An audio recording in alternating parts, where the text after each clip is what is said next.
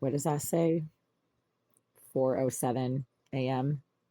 Yeah, I just had to leave a second voicemail for the Greenville Group in the last 7 hours because the Greenville Group's activistic associate, a sex offender, psychopath, homicidal maniac, and obsessive stalker named Jasmine Irizarry, has been continuously doxing her physical presence in the bathroom directly behind this wall over the last 7.5 hours now.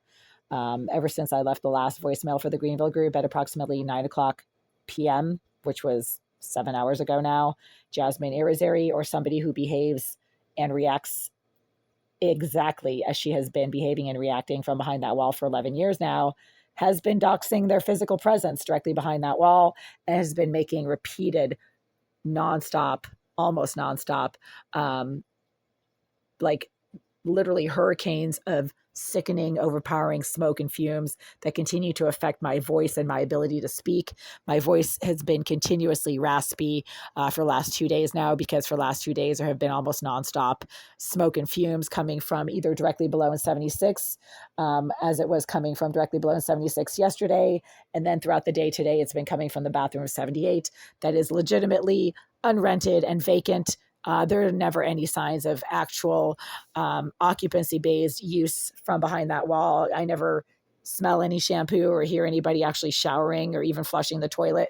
The only time that there are ever signs that there's anybody in that bathroom is when the same violent psychopath and sex offender named Jasmine Irizarry slams and bangs things against the wall behind the sink, as she has been slamming and banging things against the wall behind the sink for 11 years now, in direct and immediate reaction to things that I happen to say or do in the privacy of this living space that Irizarry has knowledge of because, according to the Greenville Group, she is their sponsored and paid surveillance expert.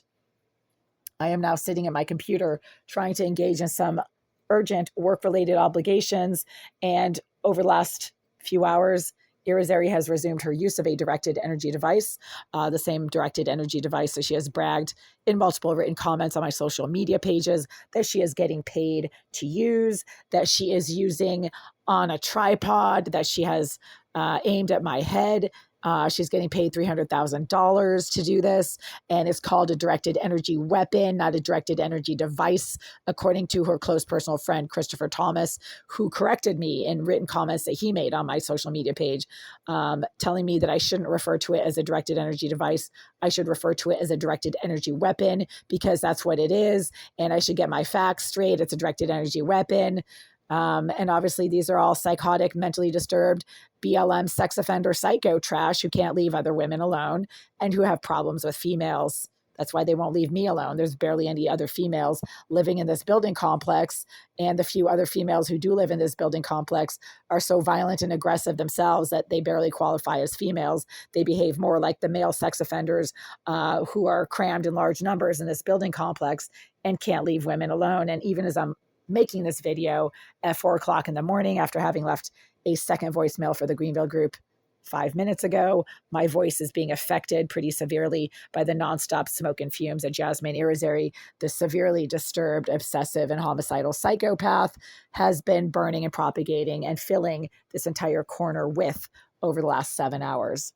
So again, right now, Jasmine Irizarry continues to use a directed energy device that she herself has admitted she's getting paid a lot of money to use. According to her comment, she said it's $300,000. And this matches exactly what I continue to experience from Jasmine Irizarry, whose unique behavioral thumbprint cannot possibly be duplicated to the continuous and constant extent that this person who keeps accessing the bathroom of 78 has been exhibiting and displaying, not just over the last few hours, but over the last few days, weeks, and months. This has been going on since 2017. Irizarry began her use of a directed energy device back in 2017. And at that time, I thought it was my router that was going haywire and, exploding or something, having a short circuit or whatever. So I got rid of my router. And now I don't even use a router in this living space. I use Wi-Fi hotspot. But Irizarry continues to use a directed energy device that is completely independent of me and my electronics and the source of my Wi-Fi, which is not a router at this point. It is a hotspot. So I should not be getting continuously electronically shocked the way that I keep getting electronically shocked for hours at a time, while the same psychopath who's been using this directed energy device doxes her physical presence, slamming and banging things behind the sink right there for no reason whatsoever, showing that there's absolutely no legitimate occupancy being engaged in directly behind that wall, because no normal person would be slamming and banging things repeatedly against the wall of a shower stall between 1 a.m. and 4 a.m. I mean, nobody normal does that, right? They don't take 4-hour showers. Nobody does that, right? Nobody in their right mind would do that. So, and even as I'm talking here on this phone, making this video, this psycho is literally like blowing overpowering amounts of cigar and marijuana smoke straight through that wall right there. It's actually strongest over in that corner, which obviously is the bathroom of 78. There's never any smoke or fumes coming from the hallway. Irizarry tends to get really agitated when I do one of 3 or 4 very basic key routine activities in the privacy of this living space.